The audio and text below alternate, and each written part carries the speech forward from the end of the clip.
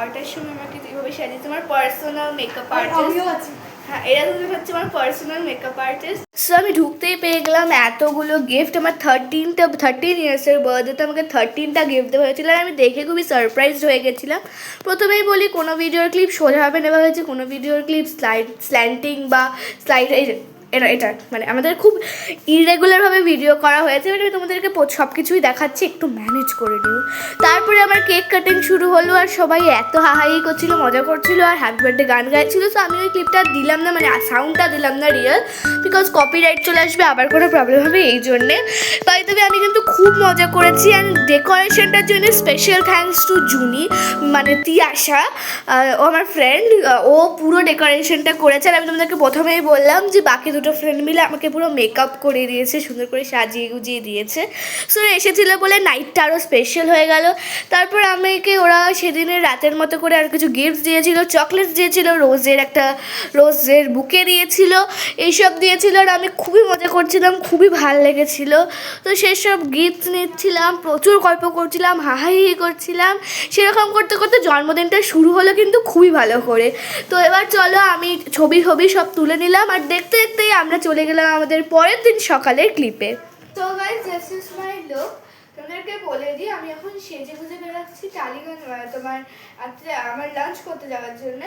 তারপর আমরা যাবো আমার দাদুর বাড়ি, কারণ আমাদের পার্টিটা হবে আমার দাদুর বাড়িতে।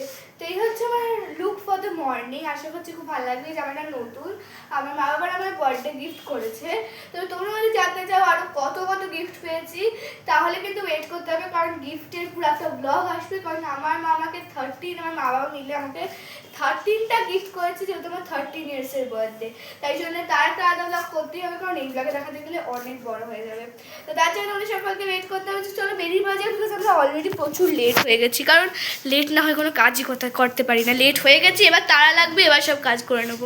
এই ঘড়িটা কিন্তু নতুন, এটাও আমি কালকের বার্থডে গিফটেই পেয়েছি। এই ব্রেসলেটটাও কিন্তু আমার বার্থডে গিফটে পাওয়া, যেগুলো আমি পরেছি সেগুলো তোমাদেরকে দেখিয়ে দিচ্ছি আর। সো আমরা চলে এলাম কস্তুরি একটা রেস্টুরেন্টে, সেখানে আমাদের লাঞ্চটা সেরে নিতে। আর বসে পড়লাম। আর ওখানে কিন্তু সেদিন আরেকটা বার্থডে পার্টি সেলিব্রেশন হচ্ছিল।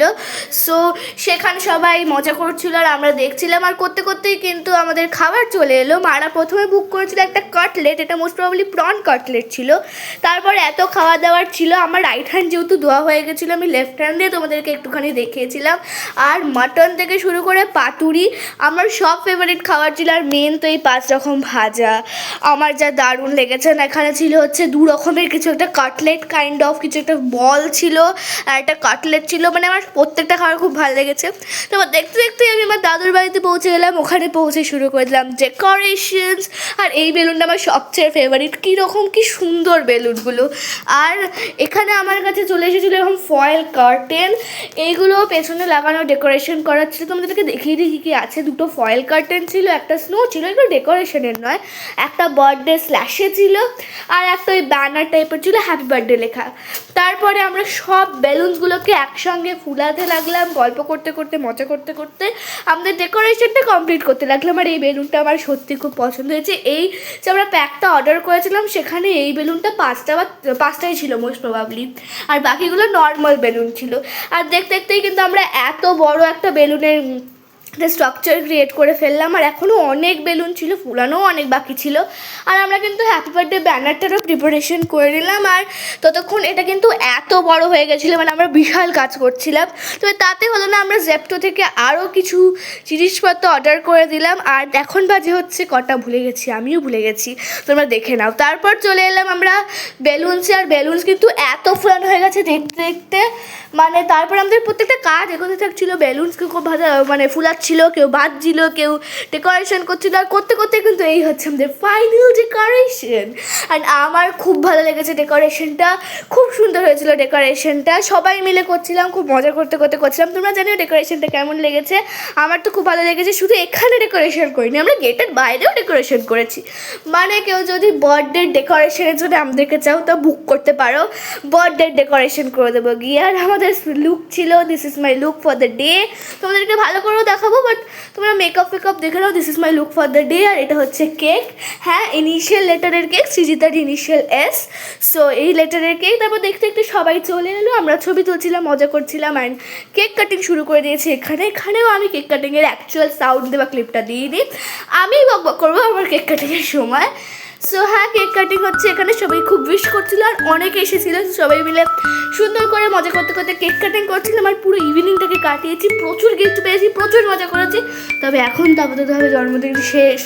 তো আমার জন্মদিন ছিল 19 জুলাই, যারা জানো তাদেরকে বলে দিলাম।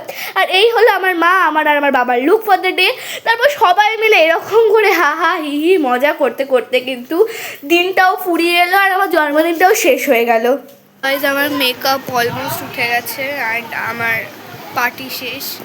হ্যাঁ, ডিনারও খাওয়া হয়ে গেছে। আমি জানি ক্লিপ নিতে পারিনি, বিকজ এইসব জায়গায় আমি একটু ক্লিপ নিতে কম পারি, বিকজ আমি নিজেই কোথায় থাকি আমার কোনো ঠিক নেই, আর আমি ফোন খুঁজেই পাই না নেওয়ার সময়। ওটা এবার গিফট খুলবো নিশ্চয়ই, গিফট আমি খুলে দেখে নিয়েছি এখানে, বাট তোমাদেরকে আবার দেখাবার আমি নিজেও ভালো করে দেখাবো, বিকজ আমি এখানে অত দেখতে পারিনি ভালো করে। তো আমি সব করবো, বাট আমি জানি ব্লগটা খুব একটা ভালো হয়নি, বাট তোমরা প্লিজ লাইক শেয়ার সাবস্ক্রাইব করে দিও। সো চলো এবার বাড়ির দিকে বেরোনোর প্ল্যানিং হচ্ছে, let's hope for the best. So দেখতে দেখতেই কিন্তু আমাদের বাড়ি ফেরার সময় হয়ে গেল, আর আমরা বাড়ি ফিরে গেলাম, গাড়িতে উঠে পড়লাম। মনটা বলতে গেলে একটুখানি খারাপ লাগছিলো যে জন্মদিন শেষ হয়ে গেল আবার 1 বছর পরে। তবে আমার জন্মদিনের 2-3টে পার্টি হবে আমার স্কুলের বন্ধুদের সঙ্গে, তবে জানি না তার ব্লগ কতটা শেয়ার করতে পারবো। বাট জানি ব্লগটা খুব একটা ভালো হয়নি, বিকজ আমি খুব বেশি ক্লিপ নিতে পারিনি। বাট বার্থডে যেহেতু, সাবস্ক্রাইব তো করে দাও। বাই।